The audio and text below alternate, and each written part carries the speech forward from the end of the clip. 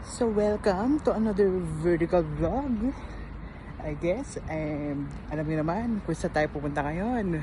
Pupunta tayo, manood tayo ng Twice. So ayun na, proud na proud siya talaga. Talaga sinuot ko yung kanyang cup. Ang init ngayon, Diyos ko. Hindi ko alam kung pipila pa ba ako sa merch kasi ganitong init kasi nasa labas yung merch. Ay, pero gusto ko bumili ng t-shirt para makita nila na pumunta ako sa concert, diba? Saka may pera tayo, syempre. Nagtatrabaho na si Inday. Kaya enjoy natin yung pera. So right now, pababa na tayo ng Kumaki 80. Nandito tayo sa station. Magcha-charge muna ako ng aking card. Ng transit card. Tapos, yun. Babiyahe tayo doon sa Nagoya Dome. Ang lapit lang. It's 40 minutes away from here. Ang lapit. Ito yung pinakamalapit na concert na pupuntahan ko. Ang lapit niya talaga.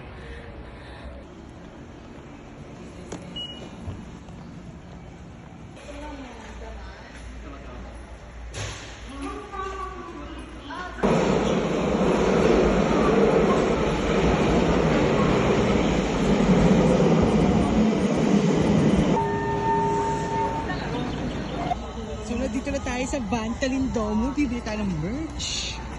Uubusin na naman natin ang bangko natin. Dahil for Twice, gagawin ko lahat for Twice. So yun, laki din pala ito Vantalin Dome. Goodbye money. Dito na napunta lahat sa sahod ko sa Twice merch. See you Twice. Dahil naka 10,000 yen worth of merch ako, binigyan ako ng free photo card. Hindi natin alam kung sino to, pero sino kaya? Let's see. Teka, anin ko muna i-receive. Tagay? Let's see, sino kaya to? Ayaw. Ay, si Cheyong. Cheyong. Wala, first time ko makikita si Cheyong kasi wala siya sa Ready to Be noon nung nag-ano kami sa Bulacan. Okay. Grabe, it's my first time na sobrang daming tao. Ba't parang ganun, ang daming tao? So yun na nga, sobrang daming tao ngayon dito sa Nagoya Dome. Like, hindi ako nasanay kasi diba, lagi naman akong gumagala dito kahit wala namang concert.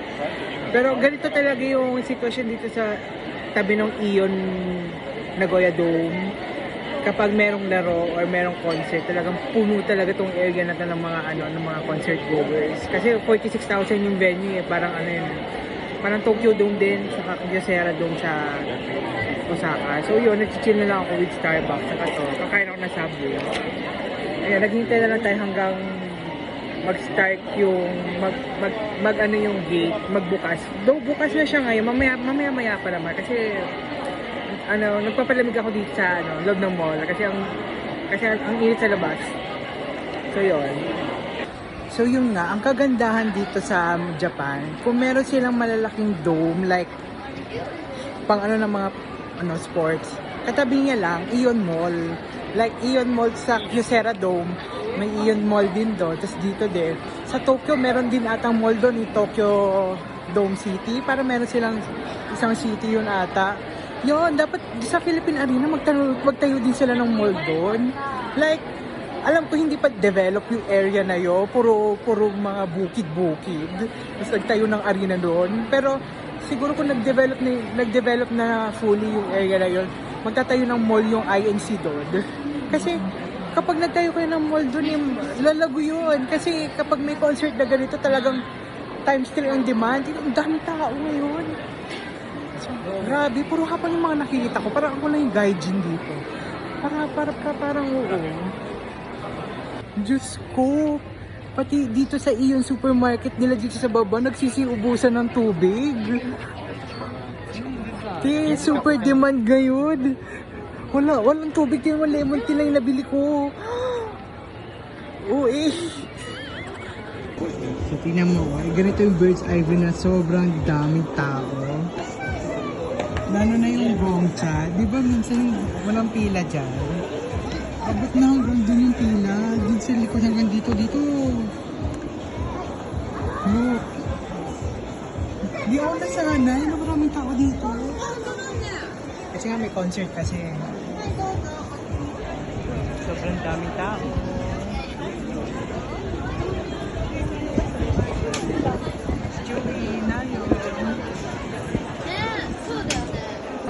So yun, naghanap. Saan ba gate 2? Ito dito yung gate. Ayun na, ito si Dayon Shi. Yun yung bias ko. Look! Ang dami dito, grabe. Ano gate na ba ito? Ayun na, naliligaw na sa gate. Gate 2. Dito daw gate 2 eh. Ewan ko. Dito ata gate 2. Dito pala. Ni Geto. Grabe, puro hapon yung mga nandito. Wala akong guide yun na makikita. Hindi kagaya nung nasa Osaka ako. Ang daming foreigners. Kahit yung nasa 21 concert ako nung last December, daming foreigners noon. Bakit di para puro hapon? Look, ang dami oh. Ito gate 2, nahanap ko na yung gate ko. Mabilis lang pala, ito lang pala eh. Ayan na, papasok na tayo guys. Excited na ako. Nasa yung gate 2, dito daw. Okay, dito. Mag-i-enjoy ako ulit. Dahil binayaran ko yung ticket, diba? So, ayan. Bye guys. Bawal mag-video. Kapag may video na ako nung ready to be, di ko na kailangan mag-video. Hindi na. Enjoy the moment na lang. Bye guys. So yun, nakapasok na ako. Binigyan ako nito. Oh. Ang laki. Wala dito sa Pinas. Ang laki. Pero P-floor yung aking seat. Parang Gen Ad lang ate yung nakuha ko. Sabay. Ayun na pala. Chutabati, ayun na. Yes, karo. Ang lamig pala dito. Indoor baseball talaga siya. Ayun no, look! Ang ganda ng stage! Pero kasi random seating naman talaga kasi nung binili ko, wala kang kasiguraduhan kung ang ticket mo nasa baba or nasa taas. Talagang flat fee lang na binayaran ko siya 15,000 yen. Eh hindi mo alam kung saan ka. Which is, ganoon naman talagang ticketing system dito sa Japan eh. Kaya wala kang magagawa. So, pero mag-enjoy pa rin tayo kasi binili natin, di ba? Grabe. Parang hindi na napanood din. Nasa Philippine Arena, no? Ulitin pa talaga, no? Teka, anong number? Ay, hindi may pagkain dito. Naku, mahal. Yun, nakapasok na ako, guys. Katamtaman na yung laki ng Nagoya doon. Pero, ang delikado lang dito, ayun, merong dito na bawal kang tumungtong. Kasi, parang pagdungaw mo, diretso VIP ka na. Parang Mawa Arena. Gen Ad Mawa Arena. Diyos ko, delikado to. Paano kung may tumalong dito? Oh my God. Yun, dito oh. Dito sa harap ako no. Ayun no. So, pinakay ko na lang. Ala, ito may zoom. Pero bawal mag-record yung video. Mahuli tayo. Kung ayaw natin palabasin. Ayun no, kita-kita oh. Kahit 2 times. So ngayon lang ako nakapasok dito sa Vantelin Dome. Ganito pa din pala hindi siya nakalaki. Parang Kyocera Dome, pero parang mas malaki pa rin yung Kyocera Dome kaysa dito. Kaya nga eh, pero mas malaki yung Tokyo Dome. Ang dami ng seats ng Tokyo Dome. Ito parang normal lang siya, baseball dome. Pero grabe oh, kita-kita mo pa rin kahit akala ko fifth floor ako pero pinaka naman harap. Kasi nga may membership ako sa Twice, nagpa-member ako. Ganun talaga kapag nagpa-member ka sa Twice membership, talagang front row ka talaga kahit Gen Ad or fifth floor ka pa.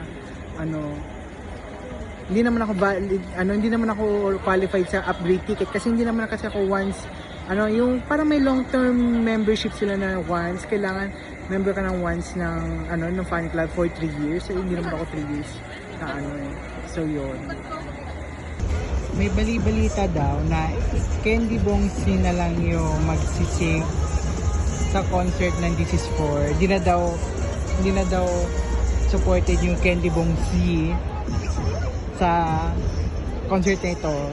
Sabi daw nila, ewan ko, sa Pinas kaya. Kasi yung Candy Bongsi ko na nakala-Irish yung pinsan ko. Sana supported pa rin. Kasi sayang bili ko din dun nagsisync na siya. Ang ganda.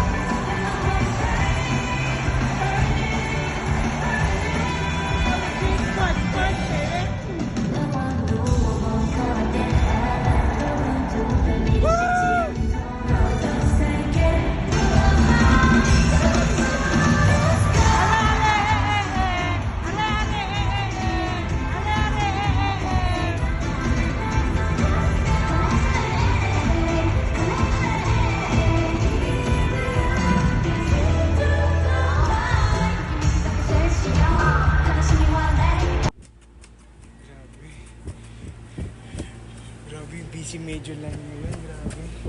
Buti dito sa Pakumaki, Pakinoyama, wala na. Siksikan doon, grabe. Init.